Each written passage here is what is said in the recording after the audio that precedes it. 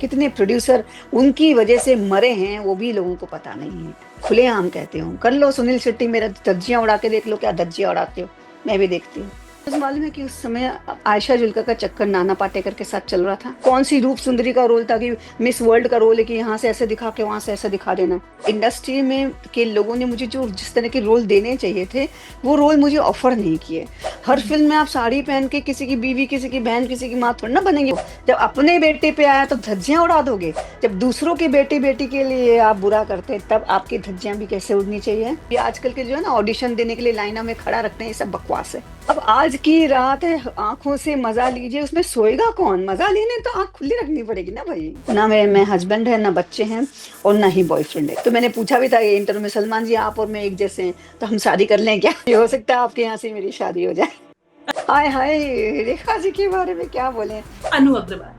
क्या कहूँ उनके बारे में, मतलब बिल्कुल धुरिया बदन है, एकदम वाइट है वो, स्किन के ऊपर एक दाग नहीं है उनको। पर जिस दिन मुझे बिग बॉस मिला फिर मैं बताऊंगी कि फिर पूनम झावर क्या है।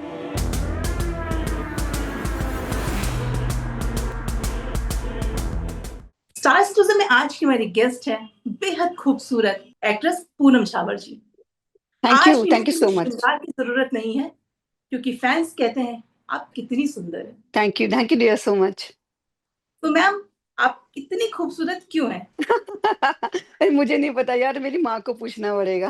Actually I think I am born like this and of course हमारा हार्ड वर्क होता है, हम काफी मेहनत करते हैं, सालों साल वर्कआउट करते हैं, डाइट करते हैं, टेक केयर करते हैं अपने आप की, तो वो भी एक मायने रखता है कि वो अपने आप को इंटैक्ट रखता है ना। तो फिल्म इंडस्ट्री से आपने दूरी क्यों बनाई? ये क्वेश्चन थोड़ा सा मैं उल्टा कर देती हूँ कि मैंने इंडस्ट्री से दूरी नहीं बनाई, बट ये है कि जो इंडस्ट्री में के लोगों ने मुझे जो जिस तरह के रोल देने चाहिए थे वो रोल मुझे ऑफर नहीं किए। और जब मैं मोहरा कर रही थी तो एकदम मैं यंग थी, और हमारा मतलब 16-17 में आप सोच सकते हैं जो अगर फिल्मी बैकग्राउंड से लड़की नहीं है उसको सडनली कोई फिल्म मिल जाए और वो फिल्म इतनी सुपर डुपर हिट हो जाए, वो साड़ी में। आज तो सब बोलते हैं मैं साड़ी पहनती हूँ, बहुत बड़ी बात है। तो मैं लोगों को लिखती हूँ भाई मैं तो साड़ी में ही हिट हुई हूँ, और मैं आज भी मेरी रील्स पूरे साड़ी में ही होते हैं। तो sari is my favourite, but ऐसा नहीं कि आप एक एक साड़ी का फिल्म करने के बाद हर रोल में किसी की बीवी, किसी की बहन, किसी की कुछ कुछ बने थे ना। तो you have to do versatile role like Raveena Tandon has done. तो उस चक्कर में मेरे काफी फिल्में मिस हुई, और फिल्मी का जो लोगों का कहते हैं ना कि गैंगिज्म ने भी बहुत मुझे पीछे रखा। तो क्योंकि हम फिल्मी बैकग्राउंड से नहीं थे तो काफी इन चीजों ने मुझे पीछे रखा। और फिर मैंने भी परवाह नहीं की, मैंने कहा ठीक है जो हुआ देखा जाएगा। तो मैम, आप किस तरह के रोल एक्सपेक्ट करती थी कि मुझे इस तरह के रोल मिले तो मैं फिल्में करूंगी? मतलब हर तरह, I was a young girl, तो उसके लिए वर्सेटाइल रोल होने चाहिए, जैसे रवीना टंडन को मिल रहे थे जैसे मुझे भी मिलने चाहिए थे। हर फिल्म में आप साड़ी पहन के किसी की बीवी, किसी की बहन, किसी की माँ थोड़ी ना बनेंगे वो जमाने में वो रोल में। अगर मैंने ओ माय गॉड किया तो इसका मतलब नहीं ना कि मैं वो चोला पहन के ही मार्केट में घूमूंगी। अगर मैंने कोई कैरेक्टर किया, it doesn't mean that I am the one. और लोग आज भी मुझे वो ऐसे दुपट्टा ऐसे करके देखने वाली बस याद कर, अरे आप तो ऐसी कितनी भोली। अरे भोली भोली तो सभी होते हैं, लेकिन वो एक लुक होता है जो आपको दिया जाता है, और उस लुक में आप फिट बैठते हैं, जो सालों साल लोग मुझे उसमें याद करते हैं। उसके लिए भी मैं थैंक यू एटलीस्ट बोलती हूँ मेरी ऑडियंस को। तो मैम, आप जब कह रहे हो कि आपको जैसे रोल चाहिए थे उन्होंने दिए जी। नहीं, तो किसी डायरेक्टर के पास आप गई और आपने उनसे कहा कि भैया मुझे ऐसे रोल आप ऑफर करिए तो मैं करूंगी? बहुत दफ़ा हमारे मेरे मेरे मैनेजर भी गए और काफ़ी लोगों से बातचीत भी हुई, लेकिन काफ़ी गैंगिज़्म चल रहा था उस वक़्त स्टार्स लोगों का। तो अ, मैं तो आउटसाइडर थी, ये बहुत बड़ी सच्चाई है इस इंडस्ट्री की। अगर लोग ये कहें आउटसाइडर को काम मिल जाता है, किसी-किसी को बहुत तकलीफ़ होती है। और आज थोड़ा ईज़ी है क्योंकि सोशल मीडिया इतना ज़्यादा है, इतनी चीज़ अवेयरनेस है। हमारे वक़्त ये सब नहीं था, तो उसके लिए हमारा टैलेंट भी अगर दिखाएँ तो किस पे दिखाएँ? कौन देखने वाला है हमें? अगर फ़िल्म नहीं है तो कुछ भी नहीं है। अब तो आप कहीं भी खड़े हो जाओ, कहीं भी अपना टैलेंट दिखा लो, आप एक रात में हिट हो जाते हो। उस वक़्त वो नहीं था। तो वो एक सिचुएशन थी जहाँ मैं पीछे रही, और फिर मैंने लोगों से सोचा कि ये बेकार है, मैं भीख नहीं माँग सकती, अगर किसी को अच्छा रोल देना है तो दे, तो ऐसा। क्या उस टाइम पे नेपोटिज्म था क्या मैम? बहुत ज़्यादा भाई, बहुत ज़्यादा। गैंगिज़्म बहुत ज़्यादा था, नेपोटिज़्म से ज़्यादा गैंगिज़्म था। गैंग्स बनी हुई थी कि अगर मेरे साथ करनी है तो मैं कहूँगा उसी हीरोइन को लेना है, या ये होगा तो यही होगा। इस तरह से बहुत गैंग्स थी, मैनिपुलेटिव। तो कुछ चीज का एक कोई किस्सा शेयर करिए, इसमें आप एकदम क्लियर कर सके बात को कि गैंग्स में हुआ, वो कैसे हुआ, क्या हुआ, कुछ एक कोई शेयर। ऐसे तो बहुत सारे किस्से हैं, लेकिन क्या है, जैसे अगर सुनील के साथ मुझे कोई फिल्म ऑफर हुई, तो सुनील जी जाके बोल देते थे नहीं मुझे ये हीरोइन नहीं चाहिए, कोई और चाहिए। जबकि सुनील जी को होना चाहिए था कि उनकी पहली फिल्म मैंने सुपर डुपर हिट, मेरे पहले उन्होंने जितनी फिल्में की सब फ्लॉप थी, मैंने मेरी जोड़ी बनने के बाद उनके लिए सुपर डुपर हिट फिल्म मिली, जो उसके बाद से सुनील शेट्टी बने। तो उनको होना चाहिए था कि मेरी हीरोइन के साथ मैं रिपीट करूं, लेकिन उन्होंने मैं आज तक भी खुले शब्दों में कहती हूँ कि उन्होंने बहुत ज्यादा अपोज किया। क्यों किया ये रीजन मुझे आज तक भी पता नहीं है, और ठीक है, उन्होंने अपोज किया तो काफी फिल्में इस वजह से भी मेरे हाथ से गई, और सब दूसरी हीरोइनों को मिल जाती थी फिर। तो कभी कोई बातचीत हुई आपकी, अभी वो बात होती है सुनील शेट्टी जी से? नहीं, नहीं, ना ना, मेरे कोई टर्म्स टॉकिंग टर्म्स उनसे है ही नहीं, क्योंकि मैं बहुत ज्यादा खफा हूँ, और जिंदगी भर खफा रहूंगी उनसे, क्योंकि अक्षय उनकी कुमार वजह से? से मेरा समय बहुत बर्बाद हुआ। अक्षय कुमार से? नहीं, अक्षय जी इज अ नाइस पर्सन, मेरा अक्षय से कुछ कनेक्शन ऐसा नहीं है। उनके साथ तो मैंने फिर बाद में ओ माय गॉड भी की है, और ओ माय गॉड में अक्षय प्रोड्यूसर भी थे, एक्टर भी थे। तो अक्षय, परेश जी दी परेश जी मेरे बहुत अच्छे दोस्त हैं, और अक्षय एकदम प्रोफेशनल इंसान है, वो किसी के बीच में टंगा पंगा नहीं लड़ाते ऐसा। मेरा जो एक्सपीरियंस है, तो अक्षय से मुझे कोई प्रॉब्लम आज तक नहीं है। उनके साथ तो मैंने हिट, दोनों फिल्में बड़ी हिट दी हैं। मैम, अभी आपने बोला कि मैं सुनील शेट्टी को कभी माफ नहीं कर पाऊंगी। यस। अभी हाल ही में उनके बेटे अहान शेट्टी के बारे में किसी ने कुछ कहा था, वो बॉर्डर फिल्म में आ रहा है, तो उन्होंने कहा था मैं धज्जियां उड़ा दूंगा अगर किसी ने कुछ कहा ऐसा। समझ आ गया ना, कैरेक्टर समझ में आ गया ना आपको। जब अपने बेटे पे आया तो धज्जियां उड़ा दोगे, जब दूसरों के बेटी बेटी के लिए आप बुरा करते हैं, तब आपकी धज्जियां भी कैसे उड़नी चाहिए। तो आपके बेटे कहाँ सफल हो गए, कौन सी फिल्म में सफलता पाली उन्होंने, और दूसरा कोई बोलेगा तो धज्जियां उड़ा दोगे। वाह।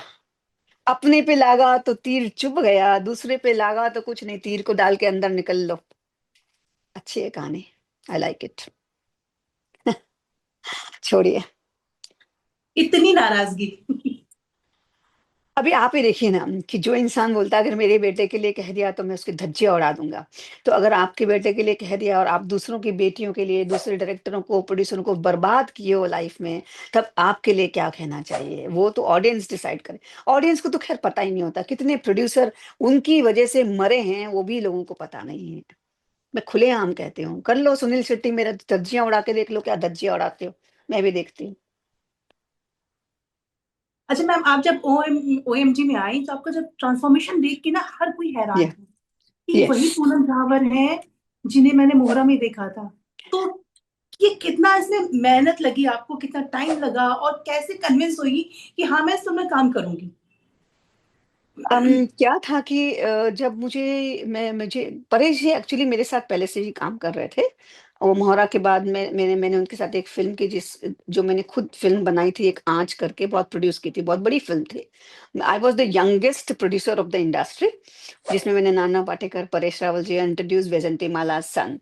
तो वो फ़िल्म मेरी बहुत बड़े पैमाने पे बनी, और मैं उस वज़ह से मेरे काफ़ी नाम भी हुआ कि एक younger younger lady female producer, क्योंकि अब तो सब आ गई हैं बहुत, लेकिन उस वक़्त हमारे समय में नहीं थे। तो परेश जी को भी पता नहीं था। ओह माय गॉड की जब कास्टिंग हो रही थी, उस वक़्त मेरा एक न्यूज़पेपर मिड डे में ना, फ्रंट पेज पे एक फ़ोटोग्राफ छपा था। तो हमारे डायरेक्टर हैं उमेश जी ने वो देखा, और मैं भी उमेश जी को नहीं जानती थी, और जब उन्होंने वो देखा और बोला कि यार इसका चेहरा मुझे बहुत, उसमें बहुत अलग बात है, और जो मुझे इस रोल के लिए लड़की चाहिए वैसी ही है। अब उन्होंने मुझे कांटेक्ट किया, और जब मुझे पता लगा कि अरे ये तो कोई बाबा साधु वाधु पिक्चर, तो मैं उनसे मिलने नहीं गई, मैंने उनको स्क्रीन टेस्ट देने नहीं गई। 3-4 बार फोन आया, तब मुझे परेश जी का फोन आया, अरे पूनम तुझे क्या किसी के फोन आ रहे हैं, हाँ कोई प्रोडक्शन से आ तो रहे हैं, और कहते हैं कि ऐसा सर, अरे बोली पगली वो मेरी प्रोडक्शन हाउस है, जा तू जाके देख क्या रोल है। फिर मैं गई, और आपको बिलीव नहीं होगा, मैंने सिर्फ कॉस्ट्यूम पहना, लुक टेस्ट दिया। ये आजकल के जो है ना ऑडिशन देने के लिए लाइना में खड़ा रखते हैं, ये सब बकवास है। मैंने लुक टेस्ट दिया, और उसी वक्त वो लुक टेस्ट के बाद में फाइनल हो गई कि यही लड़की ओ माय गॉड की राधिमा बनेगी। तो मैम, ये सही है। रोल जो था राधे माँ से इंस्पायर्ड था? जो आपने हाँ, कैरेक्टर ऐसा प्ले कह किया? सकते हैं राधे माँ से इंस्पायर था, क्योंकि उस समय राधे माँ के हर तरफ बड़े-बड़े होर्डिंग्स वगैरह लगे हुए थे और थोड़ा-सा उनका जो लुक था वो उस तरह से था। बट सिंस हमने एग्ज़ैक्टली कॉपी तो राधे माँ को नहीं किया, but hmm, my look and my thing was so inspired and people have immediately connected me with Radhe माँ, बट हैव आल्सो एक्सेप्टेड कि अरे! क्या लग रही है इस रोल में, राधे माँ के रोल में। सो दैट्स बहुत द अच्छा। Only best thing. हाँ। राधे माँ के बारे में आपका क्या थॉट है? देखिए, मैं इसके बारे में ज़्यादा तो नहीं बोल पाऊँगी, क्योंकि मैं राधे माँ को पर्सनली जानती नहीं हूँ। मैं हम्म, उनसे ना रोल के पहले मिली, ना मैं उनसे रोल के बाद मिली। मैं आज हम्म, तक उनसे मिली ही नहीं हूँ। तो हम्म, जो मैं सुनती हूँ, जैसा मैं देखती हूँ उनके बारे में, वही मेरा भी परसेप्शन है उनके बारे में। बट हम्म। कभी मिली तो शायद चेंज हो जाए। अभी तो वो जो मार्केट में मैं सुनती हूँ, मैं भी वही सोचती हूँ। तो नहीं, क्या सोचती हैं आप? थोड़ा सा खुल के बताइए। क्या लोग तो बहुत कुछ नहीं, बोलते हैं, कोई नहीं एक वो सोच देख आपकी हो? नहीं, वो हमने भी देखा था ना उनका दुबई का मिनी में जाना, और वो हम्म, जितना मॉडर्न स्टाइल में रहना, और पहले तो वो बोलती नहीं थी, तो तब तो बहुत शांता था कि चलो बोलती नहीं है, तो इसलिए मुझे भी वो रोल में बोलना कम दिया गया कि आप कम हम्म, बोलेंगी, खाली आंखों से ऐसे ऐसे देखेंगी और ये हम्म, करेंगी। जब हम्म। बोलने लगी तो फिर ऐसी बोली कि भैया, अरे भैया ये ना बोलती थी तो अच्छा था। वो ना बोले तो ही अच्छा है। तो थोड़ा-सा ठीक है, लेकिन वो एक लोगों लोगों को बहुत विश्वास है उनमें, तो हम उनके विश्वास को धक्का नहीं देना चाहते हैं भई। जो उनको उनको पूजते हैं, उनमें विश्वास रखते हैं, वो अपना रखें भई, हमें कोई ऑब्जेक्शन नहीं है। मोहरा फिल्म में जो आपका गाना था, आज भी लोगों की जुबान पे चढ़ा है। उसके पीछे का कोई एक मोमेंट, कोई किस्सा, कैसे शूट हुआ, कैसे क्या-क्या चीज़ें हुई थी, वो कोई प्लीज़ हमें बताइए? ये जब फ़िल्म मुझे मिली, बहुत सरप्राइज़िंगली मुझे मिली थी, क्योंकि हुँ, हमारे एक बहुत बड़े फ़ोटोग्राफ़र हैं, जो लोग इंडस्ट्री में जानते हैं उनको मालूम है, जेपी सिंघल हुआ करते थे, जो राज कपूर साहब के बहुत बड़े फ़ोटोग्राफ़र थे, जिन्होंने बड़ी-बड़ी हीरोइन्स को की फ़ोटोग्राफ़ी की और कास्टिंग किया। तो हुँ, उन्होंने वो मेरी मदर से बहुत पुरानी पहचान के थे। मेरी मदर है राइटर पोएटस, ठीक है? तो जब उन्होंने मुझे देखा तो उन्होंने कहा कि अरे मैं आपकी बेटी की फ़ोटोग्राफ्स करना चाहूँगा। तो उन्होंने फ़ोटोग्राफ्स किए और वो फ़ोटोग्राफ्स मेरे राजीव रायजर तक चले गए। उन्होंने जब देखा व्हाइट साड़ी में ब्यूटीफुल लड़की 16-17 ईयर ओल्ड, तो उन्होंने वो फ़ोटोग्राफ जो है सडनली अपने ऑफ़िस में रखी थी, फाइल बहुत बड़ी बना के भेजी थी, और वो फाइल सडनली उस दिन उनके ऑफ़िस में आए थे इंदिवर जी। जब वो इंदिवर जी ने देखा, बोले अरे ये कौन लड़की है? तो उन्होंने बोला कि मेरी कास्टिंग चल रही है, उसके लिए फ़ोटो आए। तो उन्होंने बोला कि इसको तुरंत फाइनल करो। तो राजीव जी बोले हाँ, मुझे तो पसंद है। तो इंदी वजह ने क्यों कहा कि ये गाना मुझे कैसे मिला, उसकी कहानी मैं आपको बताती हूँ। ये मार्केट में भी है, सब रेडियो में भी लोगों ने बताई है। इंदी वजह ने ये गाना लिखा था नूतन जी के लिए। नूतन जी बहुत सिंपल, सादगी की मूरत, तो उनके लिए जब ये गाना लिखा गया था, लेकिन ऐसा हो गया कि वो ऐसी कोई फ़िल्म में लिख नहीं पाए जहाँ पे वो ये गाना नूतन जी के लिए यूज़ कर सकते। तो उन्होंने क्या किया कि इस गाने को होल्ड कर लिया। उन्होंने कहा कि जिस दिन मुझे लगेगा, मेरे दिल में लगेगा कि ये गाना किसी को देना है, तो मैं ये गाना दूँगा, वरना इस गाने को किताबों में ही बंद कर दूँगा। फिर जब उन्होंने मेरे फ़ोटोग्राफ देखे, ये ट्रू स्टोरी है, और उन्होंने राजी राय को बोला कि आज मैं ये गाना इस लड़की के लिए दूँगा। और जब वो गाना रिकॉर्ड हो रहा था, तब मैं गई थी फिर इंदिवर जी से मिलने, और मैंने उनके पैर-वैर छू करके बोला कि आपने, मतलब कितनी बड़ी बात है, नूतन जी पे कोई गाना कभी होना था और वो गाना हमारे ऊपर हुआ। और आज भी वो नेशनल एंथम से कम नहीं है। सो अच्छा से बोल। बहुत ही ब्यूटीफुल थिंग कि उस गाने ने मुझे लाइफ दी। कहते हैं कि फ़िल्म इंडस्ट्री में जी। एक्ट्रेस बूढ़ी हो जाती है, बट कभी एक्टर बूढ़ा नहीं होता है।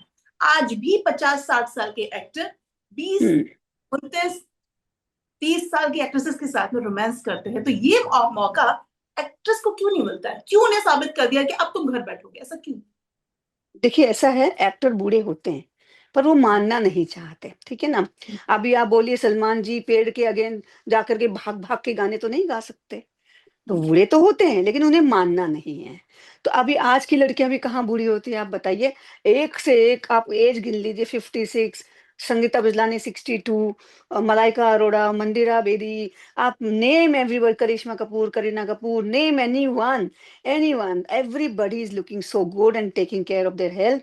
40s के बाद मुझे लगता है कि बहुत ज्यादा ब्यूटी हम में ज्यादा आती है, अगर हम अपने आप को मेंटेन कर सकें तो 40s के बाद तो हमारी जवानी खिलती है, अगर लड़कियां अपने आप को संभाले तो कहने का मतलब है कि एज इज नो बार, अगर आप अपने आप को अच्छा रख सकते हैं, अच्छा दिख सकते हैं, तो एज कुछ नहीं है। लेकिन हमारी जो इंडिया की जो लोगों की मेंटालिटी है, जो स्पेशली जो पुरुष समाज है, जो फीमेल जो है, वो लड़कियों को देख नहीं सकते कि अरे ये तो 35 हो गए, 40, चले इनको साइड करो, नहीं ले लो 18 साल के। क्योंकि हमारे ही मेल जो लोग हैं, जो पूरी डोमिनेटिंग हैं, वो अपनी एज नहीं देखेंगे, वो लड़की की एज जरूर देखेंगे।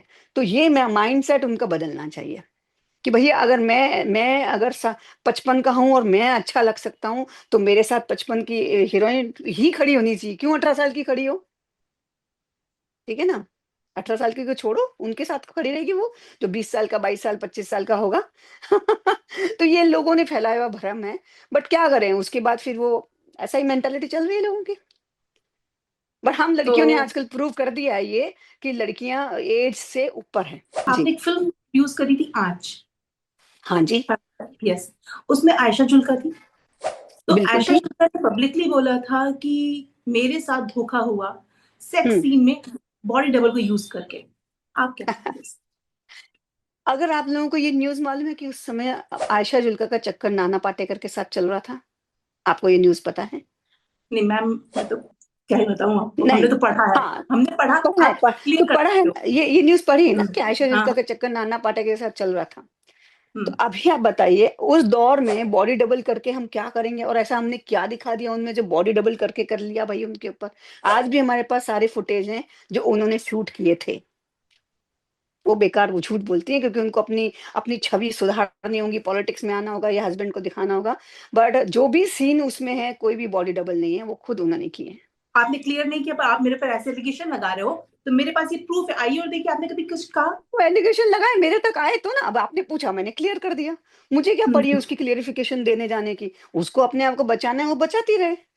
जब मुझे पूछा जाएगा तो मैं क्लियरिफिकेशन दे रही हूँ कि नहीं, उन्होंने खुद किया है, क्यों करेंगे बॉडी डबल? ऐसा वैसे भी गांव का रोल था, उसमें उसका बॉडी डबल करके भी हम क्या कर लेते? कौन सी रूप सुंदरी का रोल था कि मिस वर्ल्ड का रोल है कि यहाँ से ऐसे दिखा के वहां से ऐसे दिखा देना है? कुछ नहीं, हम्म। वो झूठ का भंडार है वो। अभी हाल ही में अनु कपूर जी ने एक इंटरव्यू दिया और उनसे हम्म। पूछा गया तमन्ना भाटी के बारे में, आप हाँ क्या हाँ। सोचते हो कैसे? तो उन्होंने कहा माशाल्लाह हम्म। बड़ा दूधिया बदन है। हम्म। आपने तो सुना ठीक होगा। कहा। हाँ, ठीक हम्म। कहा उन्होंने, बिल्कुल धुरिया बदन है, एकदम वाइट है वो, स्किन के ऊपर एक दाग नहीं है उनको। मैं ये कई दफा सोचती हूँ कि वो इतनी साउथ में शूटिंग करती है, वहां तो हम गए तो हमारे कपड़ों का रंग, जहाँ जहाँ कपड़े हैं वहाँ ठीक रहेगा, जहाँ नहीं वहाँ काला हो जाता है। तो वो टैन हो जाता है पूरा। तो आई डोंट नो, इतनी साउथ की फिल्में करके भी वो एकदम धुधिया सफेद कैसे हैं, ये राज आज तक पता ना चला। बट वो मैं फैक्ट है, बता अनु कपूर जी ने जो बोला। मैं बोला। अच्छा, उन्होंने एक चीज और उनसे ये भी पूछा गया कि वो तमन्ना भाटी ने हाल ही में एक इंटरव्यू दिया था कि जी। उनका एक गाना है आज की रात, हुस्न का मजा आंखों से लीजिए। जब ये हम्म। गाना माँ अपने बच्चे को सुनाती है तो बच्चे सो जाते हैं। तो अनु कपूर जी ने कहा कि पूछिए कि कितने साल के बच्चे सो जाते हैं, क्या 70 साल का भी बच्चा सो सकता है? अब आज की रात है, आंखों से मजा लीजिए, उसमें सोएगा कौन? मजा लेने तो आंख खुली रखनी पड़ेगी ना भाई। तो कहना ही गलत है तमन्ना जी का कि किसी को सुला दो। अभी आंखों से मजा लीजिए, तो मजा लेने के लिए आदमी गाना सुन रहा है कि सोने के लिए? लोरी थोड़ी ना है वो कोई। बॉम्ब का गाना है तो आदमी से देखेगा तो भी फील करेगा ना। That's a contradictory comments. हो सकता है बच्चों को सुला के फिर हस्बैंड आंखों से आंखें गाना गाएं, ये वाला। बच्चों हाँ, को ये सुला बात। दें माएँ, और फिर हस्बैंड के साथ ये वाला गाना गाएँ। अच्छा मैम, आपने साउथ इंडस्ट्री में भी काम किया हुआ है और जी। बॉलीवुड में किया है, तो दोनों में जी। कितना? मैंने साउथ में बहुत ज़्यादा फ़िल्में नहीं की, लेकिन जो भी किया मुझे लगता है कि साउथ वाले बहुत डेडिकेटेड हैं, बहुत ही प्रोफ़ेशनल हैं, और बहुत रिस्पेक्ट देते हैं। सेट के ऊपर आपको बहुत रिस्पेक्ट मिलती है। यहाँ पे ऐसा नहीं है, यहाँ पे स्टारिज़्म है, जो स्टार है उसके पीछे-पीछे पूरी दुनिया है, बाकी आप भले ही साइड में कोने में कुर्सी लेके बैठे रहो। आपको अपनी जगह खुद बनानी पड़ती है। तो लेकिन अभी जैसे हमारा ओह माय गॉड का सेट था, वो बहुत अच्छा था। उसमें मतलब कुछ ऐसा नहीं था कि कोई और कहाँ है, हम सब एक ही टेबल पे बैठ के खाना खाते थे। पास में ही सब ना बनता था खाना और गरम-गरम खाना हम सब खा रहे हैं। कभी मिथुन ला के वैन में जाके सैंडविच खा रहे हैं। मतलब the best atmosphere on the set was oh my God! I really really enjoyed working there. तो ऐसे बाकी लोग हैं मतलब दूसरे कलाकारों को इज़्ज़त नहीं देते हैं जो देना चाहिए। मैम आपने गाना शूट किया था ना कजरे की धार, तो वो हाँ, कितने दिन लगे थे शूट करने में और कितनी साड़ियाँ बदली थी आपने? साड़ियाँ मैंने उसमें आई थिंक मैंने 1, 2, 3 पहनी थी। हुँ, 3 साड़ीज़ और 1 दिन हाँ। में शूट किया था हमने, सुबह से लेके रात में पूरा गाना खत्म कर दिया था। तो बहुत हेक्टिक था और गर्मी भी बहुत थी। लेकिन बस नहीं 3 नहीं, मैंने 1 सलवार सूट पहना था और 2 साड़ीज़ पहनी थी, हाँ। तो फिर वो बहुत अच्छा मतलब 1 डे शूट में वो गाना शूट हुआ है। That's was amazing. एक तुम नए हो और आप इतना भाग-भाग के काम कर रहे हो, लेकिन पता ही नहीं चलता था कि काम कब चालू हो गया और कभी खत्म हो गया। तो आई लव वर्किंग। मुझे चाहिए कि मुझे तुम पूरा दिन काम करा दो, बस थोड़ा-सा आराम कर लूँ, खाना खा लूँ, फिर काम करा दो। तो मैम अगर आपको अभी बॉलीवुड से ऑफर आते हैं, फ़िल्मों के अब आते हैं कि भाई ठीक है, अब हम आपको बुला रहे हैं, तो आप कैसे रोल करना चाहेंगी अब? देखिए, अभी मैं एक फ़िल्म हमारी तैयार हो रही है जिसमें वो मैं उसमें एक फीमेल ओरिएंटेड सब्जेक्ट है और वो एक राजस्थान और एमपी में एक प्रथा चलती है, उसके ऊपर वो फ़िल्म बन रही है और उसको मेनली अवार्ड्स के लिए जाएगी वो फ़िल्म। तो उसमें मैं काम करने वाली हूँ और उसके अलावा अगर मुझे कुछ अच्छे रोल होते हैं, मैं हमेशा लोगों से ये कहती हूँ कि मुझे सेंट्रल कैरेक्टर दो आप। आप मुझे माँ बना दो, कोई बात नहीं है, स्मृति ईरानी ने भी किया। लेकिन वो सेंट्रल कैरेक्टर होना चाहिए, वो किसी भी रोल में हो। ऐसे नहीं कि सेंटर कोई और है, आजू-बाजू 10, 4, 5 खड़े हैं और अपने काम कर रहे हैं। वो अहमियत ना तो उसमें कुछ अहमियत मिलती है, ना उसमें कुछ नाम मिलता है। या फिर ऐसे रोल दो जो ओह माय गॉड में है, क्योंकि हर कैरेक्टर की अपनी अपनी ख़ासियत है, अपना अंदाज़ है, अपने तरीके से सबने मिथुन दा ने अपने तरीके से बोला, मैंने अपने तरीके से, परेश जी ने अपने तरीके से, अक्षय जी ने अपने तरीके से। तो या तो ऐसी फ़िल्में हों जिसमें इक्वल हम सबको कुछ करने मिले या ऐसा कैरेक्टर हो जिसमें वो सेंटर हो और मेरे आस-पास कहानी हो। मैं नहीं कहती कि आप मुझे भई संजय लीला भंसाली की फ़िल्म में मैं मुझे ही मेन मिल जाए, मुझे पता है कि नहीं मिलेगा।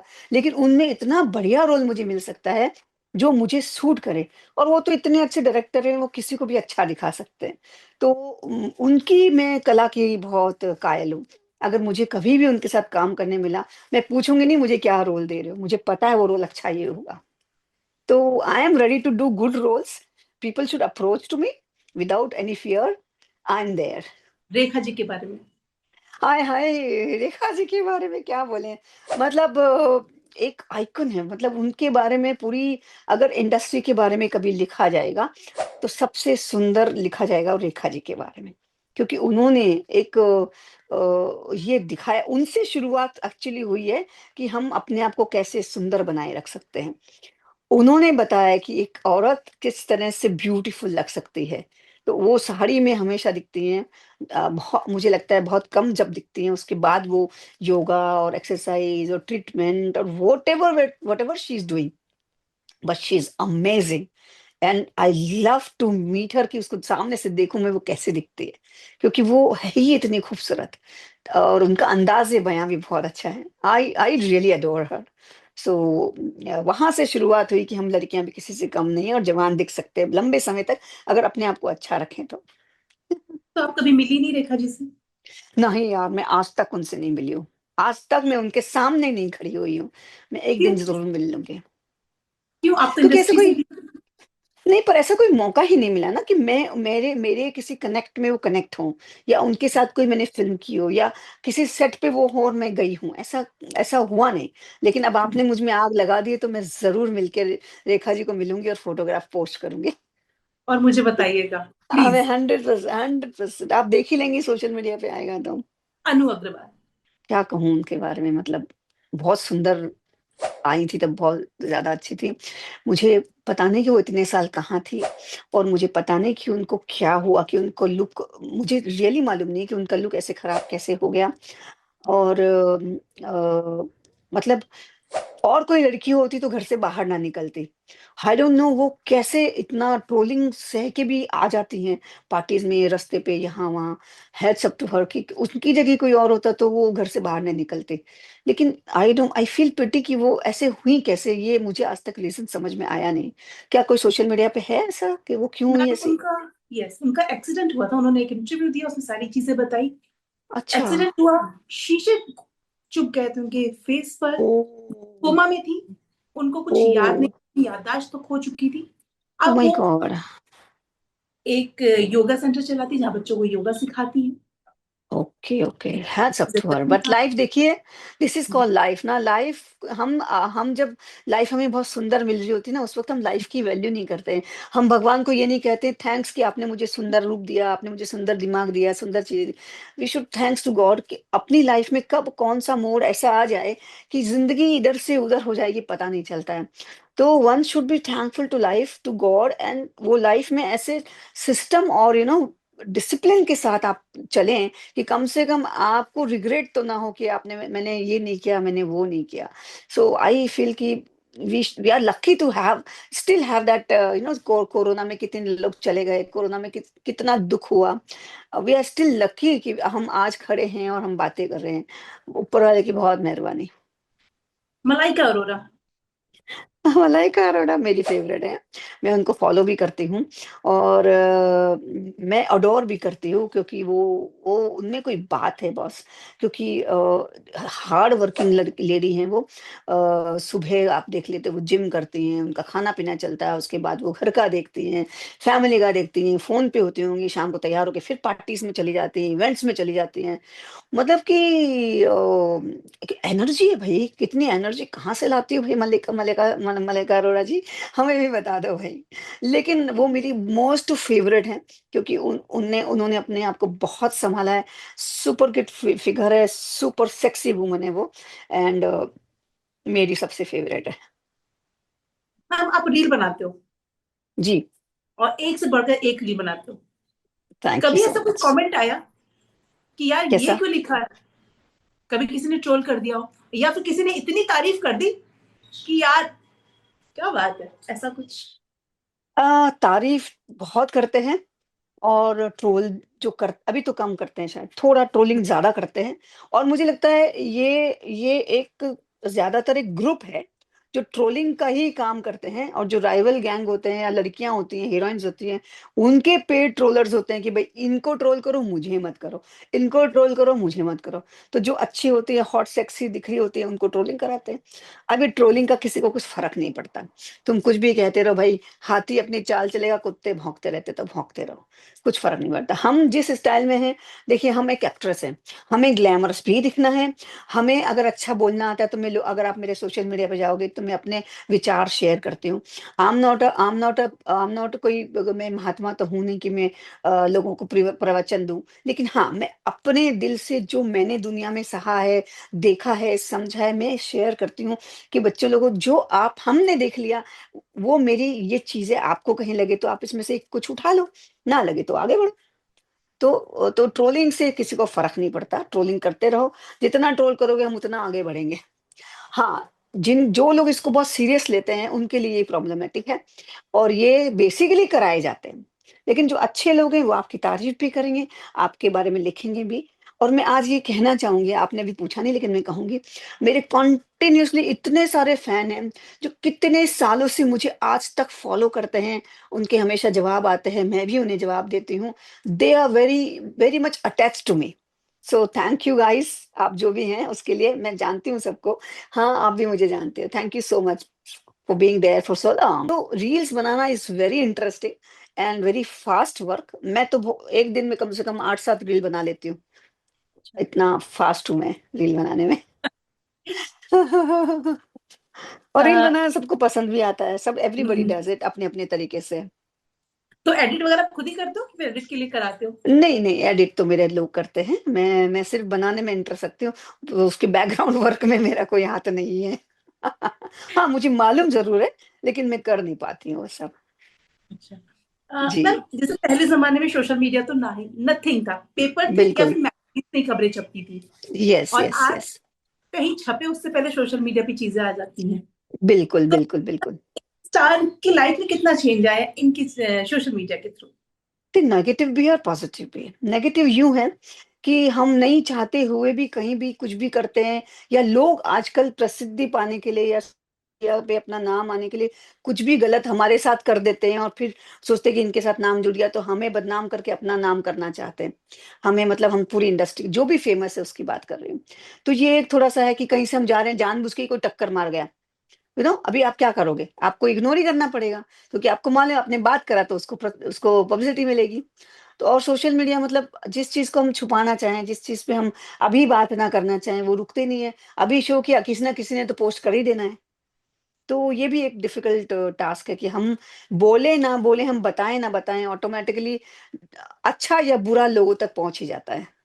तो फिर हमें इंटरव्यू देने पड़ते हैं आप जैसे लोगों को कि नहीं, हमारे दिल की बात भी सुनो भाई, कि ये ऐसा नहीं था, ये ऐसा। ये होता है इंटरव्यू की। इसलिए इंटरव्यू बहुत इंपॉर्टेंट होते हैं कि आप कम से कम हमें पूछेंगे तो हम बता सकेंगे कि नहीं ऐसा नहीं था भाई, ये ऐसी बात है। बाकी तो सोशल मीडिया जो कह देगा वो लोगों को मान लेना है। तो नेगेटिव पॉजिटिव दोनों ही चीजें हैं। बट ठीक है, चल रहा है, अभी चलेगा, आगे भी ऐसे ही चलेगा। क्या करोगे आप?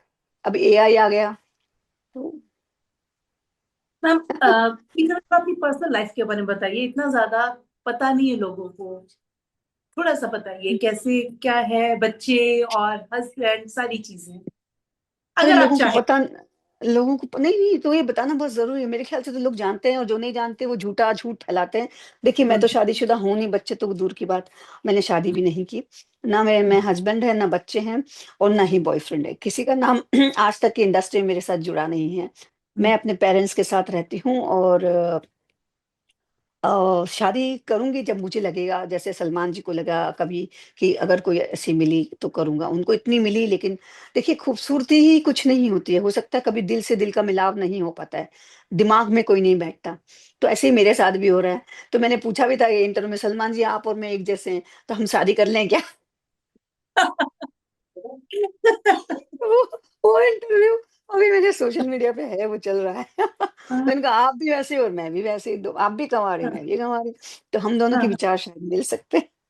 बट ये सत्य है कि कभी कभी हम बहुत लोगों को मिलते हैं, लेकिन हमको वो दिल से ना तार बजने वाली चीज वो नहीं बजती है। तो मैं लोगों के लिए, जो ऑडियंस मुझे देख रहे हैं, आप लोगों की न्यूज में मत जाइए। लोग कुछ भी गलत गलत लिखते हैं। ना मैंने शादी की, और ना शादी के बगैर बच्चे भी नहीं हैं, और अभी तक फिलहाल बॉयफ्रेंड भी नहीं है। सो चांसेस हैं आप लोगों के, समझ लेना।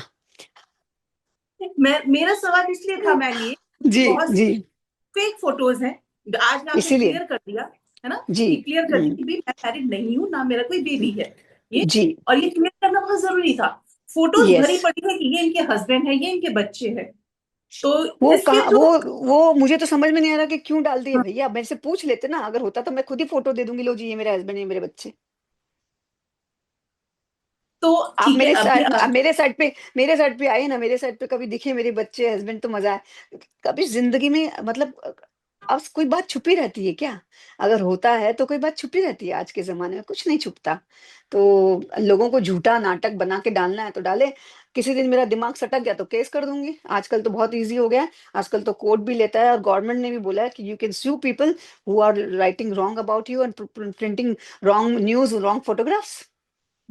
डाल दूंगी मैं सीधा किसी दिन। सही बात है। तो मैम जी। तो आपका जो लाइफ पार्टनर, मैं कह रही हूँ फ्यूचर जब भी आएंगे, आप हाँ, कैसा हाँ। बना रखा है कि यार ऐसा होगा तो मैं शादी कर लूंगी, कुछ होता है नहीं, एक चीज। बोले बोले। हाँ हाँ, आप तो वही नहीं, कह रहे हैं हाँ। आप कंप्लीट करें नहीं, मैंने प्लीज। कंप्लीट कर दिया, आप प्लीज अपना जवाब दीजिए। अच्छा, नहीं देखिए, मैंने कभी ये नहीं सोचा कि वो ऐसा लुक में ऐसा हो। मैं चाहती हूँ कि एक अच्छा पर्सनालिटी वाला, जैसे मेरी पर्सनालिटी है, एक अच्छा पर्सनालिटी वाला, एक अच्छा दिल का आदमी, एक ऐसा इंसान जो ये मेरा हाथ पकड़ने की हिम्मत रखे कि मैं तुझे तेरी हर चीज को संवार सकता हूँ, संभाल सकता हूँ। वो जो होते हैं ना कंपेनियनशिप एक दूसरे के साथ, वैसा बंदा चाहिए कि हाथ पकड़ते ही पता लगे कि ये मेरा है और ये मेरी है। सोलमेट भी कह सकते हैं उसको। अच्छा दिखने में हो, बस ज़रूरी नहीं कि बहुत हैंडसम हो। He should be good by heart, by mind, his feelings, and of course पैसे वाला तो होना ही चाहिए। तो मैंने कहा ना कि अगर मेरा हाथ पकड़े तो उसको ये होना चाहिए कि मैं इनको पूरा सँभाल सकता हूँ, टेक केयर ऑफ हर। एंड मुझे लगता है जब भी मिलेंगे तो मेरे पास इतना प्यार होगा उनको देने के लिए कि वो खुद ही बोलेंगे, यार मैं कहाँ था इतने सारे दिन। किस्मत वाला होगा, और आई एम श्योर वो भी ऐसे ही सोच रहा होगा, मुझे ऐसी लड़की कब मिलेगी। जैसे सलमान जी नहीं है शादीशुदा, ऐसे बहुत सारे लोग नहीं हैं या डिवोर्स हो गए जिनको सही सही पार्टनर नहीं मिला। Everybody look for a good partner, good companionship, life में खुशियां हो, अच्छे से साथ में जाएं, साथ में आए। तो ऐसा जब मिलेगा तो मैं जरूर करूंगी, और डंके की चोट पे करूंगी। तो जो भी इंटरव्यू देगा और पूनम जी को सुन रहा है, अगर जी। वो उनकी डिजायर को फुलफिल कर सकता है तो प्लीज कमेंट करिए। मैं कमेंट पूनम जी तक पहुंचा दूंगी, और जी। फिर जो आगे होगा फिर उसकी बात आगे बढ़ा देंगे हम। हाँ जी, हो सकता है आपके यहाँ से मेरी शादी हो जाए। लोग कहते हैं ना कि आप कहाँ थी? अरे मैं पूछती तुम कहाँ थे भाई? तुम तो मुझे देखो ना, मैं तो हूँ यहीं पे। गूगल करो, डालो पूनम झावर, आई एम देयर। तुम कहाँ थे भाई? तुम नहीं देख रहे मुझे तो तुम्हारी प्रॉब्लम है, मैं तो हूँ यहीं। खाने में क्या पसंद है सबसे ज्यादा? देखो मैं तो वेजिटेरियन हूँ, तो मैं हम हमारे घर हम में सेम है, सेम। हैं? प्योर आप भी ना? वेजिटेरियन। हाँ, प्योर हाँ। वेजिटेरियन, एग भी नहीं प्योर खाना। वेजिट हाँ, तो यस। हमारे यहाँ क्या बनता है, जैसे अगर मैं जिमर हूँ, जिम मेरा फेवरेट चीज़ है, तो मेरे लिए थोड़ा-सा प्रोटीन वाली चीज़ें बनती है, जैसे चना, छोला, या सम बनाना या सत्तू, इस तरह से। और मुझे ग्रीन वेजिटेबल्स बहुत पसंद है, लाइक पालक हो गया, रॉ, लास्ट में ग्रीन जूसेस हैं, फ्रूट्स है। तो अब बेसिकली अगर फाइनली आप मुझे पूछेंगे, तो मुझे गट्टा बहुत पसंद है, मारवाड़ी, और मुझे दाल-बाटी चूरमा बहुत पसंद है खाना। तो जब भी मुझे मौका मिलता है, तो वो मैं ज़रूर खाती हूँ। और मेरी सबसे फ़ेवरेट है घी की रोटियाँ। मैं दाल-रोटी खाऊँगी, मुझे घी चाहिए उसमें बहुत दबा के अच्छे से। तो I enjoy my food whatever it is. And non-veg जो खाएँ, खाएँ भई, हम नहीं खाते। तो ऐसा मुझे लगता नहीं कि नॉन-वेज ना खाने से हमें कोई कमी फ़र्क महसूस होता। तो तो आपने ये लाइक तो बता दिया कि आपको खाने में क्या क्या पसंद है, बनाना क्या पसंद है? अरे यार! मैं बना लेती हूँ, ऐसी बात नहीं, मैं खाना बना लेती हूँ। बहुत सारी डिशेज़ नहीं बना सकती हूँ, बट मैं खाना, जैसे मैं चपाती बना लेती हूँ, मैं दाल बना लेती हूँ, मैं भिंडी की, अरबी की सब्ज़ी बना लेती हूँ। अ मुझे ग्रीन चटनी बहुत पसंद है, वो बना लेती हूँ। मैं बेसन के चिल्ला बनाती हूँ, इडलीज़ बनाती हूँ, तो काफ़ी कुछ बना लेती हूँ। एंड जब भी कुक करती हूँ, बहुत मज़े से करती हूँ। नहीं करती, मेरी मम्मा यही बोलती हैं, "तुम जब काम करती हो तो बड़े दिल से करती हो, नहीं करती हो तुमको कोई बिस्तर से उठा नहीं सकता।" मैंने बोला, "हाँ, तो फिर जब मैं करूँगी तो अच्छे से करूँगी, मत उठाओ मुझे।" और जब मैं करती हूँ तो मेरी मम्मा बोलती है, "तेरे से बेस्ट कोई नहीं है भई।" तो आप अपनी मदर के ज्यादा क्लोज हैं या फिर फादर के? मेरी मदर के। मेरी मदर एक राइटर पोएटेस हैं, बड़ी जानी-मानी, हिंदी हाँ। साहित्य और उर्दू में लिखती हैं। और क्योंकि उनके मेरे विचार बहुत ज़्यादा मैच करते हैं, और वो अपनी लिखी हुई चीज़ें मुझे सुनाती हैं, पहले बताती हैं कि इसमें क्या कुछ चेंजेज़ हैं, कैसा है। तो हम दोस्तों की तरह ही बात करते हैं, मेरी मदर और मैं एकदम दोस्त ही हैं। तो और मेरी लाइफ़ है, मेरे 24 आवर्स हम साथ में ही हैं, तो I am close to my mother. आपकी मदर का नाम बताना चाहेंगे? पूजा श्री। अच्छा, शशि। राइटर राइटर हाँ, पोएटेस पूजा श्री। अच्छा। तो मैम की जी। कुछ किताबें थी, उनके बारे में हमें बताएंगे आप? उनकी कम से कम नहीं तो 21 किताबें आई हैं, हम्म, और उन्होंने राजस्थानी में, उर्दू में, महाराष्ट्र गवर्नमेंट के काफ़ी अवार्ड्स लिए हैं। हिंदी में उन्हें महादेवी वर्मा अवार्ड मिला हुआ है। एक और भी ऐसे काफ़ी हिंदी के अच्छे साहित्य के अवार्ड्स उन्हें मिले हैं, महाराष्ट्र गवर्नमेंट से मिला है। और उम्मीद करते हैं किसी न किसी दिन उनको पद्मश्री भी मिलेगा, और क्योंकि जरूर। वो डिज़र्व करती हैं। उन्होंने बहुत सालों साल से लिखा है, और रॉ लिखा है, मतलब उनका राइटिंग किसी से मैच कभी नहीं करेगा। क्योंकि वो खुद अपना कर अगर गाने भी लिखती हैं, मतलब वो कविताएँ लिखती हैं, तो वो खुद उसकी राग गाती हैं और उसके ऊपर अपनी कविताएँ होती हैं। तो उनकी खुद की ट्यूनिंग होती है, वो किसी को सुन के नहीं करती हैं। So that's the best part about her. नहीं, बिल्कुल सही कहा। शाहरुख खान को 30 साल बाद फिल्म फेयर अवार्ड मिला। हाँ, वो कहते हैं ना कि कभी-कभी लोग सामने होते हुए भी दिखाई नहीं देते। तो ऐसा मैम क्यों लगता ऐसा है इतनी देर क्यों करी, कुछ ऐसा किसने? अवार्ड देने में उनको इतना टाइम क्यों लगा दिया, और जब मिला तो शेयरिंग में मिला। अब इसका तो जवाब मैं दे सकती नहीं हूँ, लेकिन ये गलत है। शाहरुख खान एक आइकन है हमारी इंडस्ट्री के, और और अब्रॉड में, फॉरेन में सबसे बड़े हमारे इंडस्ट्री के सबसे बड़े एक्टर माने जाते हैं, जिनको सबसे ज्यादा देखा जाता है। और जहां भी वो जाते हैं तो शाहरुख खान के फैंस बहुत ज्यादा हैं। तो ये मुझे लगता है कि ये अवार्ड उनको बहुत पहले मिल जाना चाहिए था। और क्यों नहीं मिला, इस पे भी आप सोच सकते हैं कि इतने बड़े एक्टर के साथ भी अगर अगर कुछ इस तरह की बातें हो सकती तो फिर यहाँ पे क्या क्या हो सकता है। आपका तो फेवरेट, हैं बोले। सबसे ज्यादा पहनना क्या पसंद है, वेस्टर्न, इंडियन? मैं दोनों ही पहनती हूँ, मैं वेस्टर्न भी पहनती हूँ, मैं इंडियन भी पहनती हूँ। अगर मुझे गिवन अ चॉइस तो मैं साड़ीज ज्यादा पसंद करती हूँ पहनना। जैसे अभी आज तानिया जी बोलती हैं साड़ी की, मतलब वो साड़ी का ऐसा डंका बजा रही है जैसे दुनिया में पहली लड़की जिन्होंने साड़ी पहनी है और पहली लड़की जिनके घर में साड़ियां हैं। मेरे यहाँ भी कम से कम 300-400 साड़ियां पड़ी हैं ऊपर। तो वो तो भाई ऐसे डंका बजाते हैं वहां पे, जैसे साड़ी किसी ने पहनी ही नहीं है आज तक भाई, सिर्फ उन्होंने ही साड़ी पहनी है, मुझे लगता है। मैं ऐसे हंसती हूँ यार, हमने एक पहली फिल्म मोहरा करी जो साड़ी में हिट हुई हमारी। तो साड़ी तो हम इंडियन लेडीज सब पहनते ही ना। Why you are only in sari, ऐसा नहीं है। मैं साड़ी, मेरी साड़ी, मेरी साड़ी, मेरी साड़ी, भाई मेरे पास भी साड़ी है, and I love wearing saris. I love wearing salwar suit, I love wearing western outfit. तो क्योंकि मुझे सूट करता है सब, मैं पहनती हूँ, कुछ भी पहन लेती हूँ जो मुझे अच्छा लगता है, as per the event, as per the moment, कहाँ जाना है वो सोच के। सो कपड़ों में मेरी ऐसे नहीं है कि मुझे ये नहीं पहनना या वो नहीं पहनना। Anything which suits me at the time I do wear. अब जी। बिग बॉस का आपने नाम लिया तो मेरे को अचानक से क्वेश्चन मेरे मन में आ गया, हाँ इन हाँ फ्यूचर अगर हाँ। आपको बिग बॉस का ऑफर मिलता तो क्या जाना पसंद करेंगे?